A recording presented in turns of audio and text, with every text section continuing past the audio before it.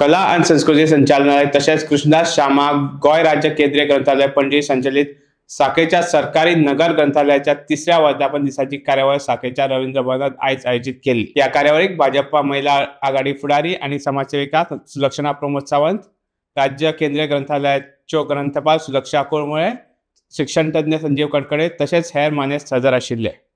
या वेळार श्रीमती सुलक्षणा सावंत हांणी भुरग्यांक करियर विशीं मार्गदर्शन केले। शिक्षण आणि वाचन जिणेचो मार्गदर्शक कसो जावंक शकता हाचे बद्दल त्यो उलयल्यो। शिक्षक आमचे रोल मॉडेल जावंक शकतात आणि तांची देख घेवन जिणेंत एक बरें वळण घेवंक मेळटा अशें सुलक्षणा सावंत हांणी मुखार सांगलें। पळोवया ह्या कार्यावळीची कांय खिणचित्रां।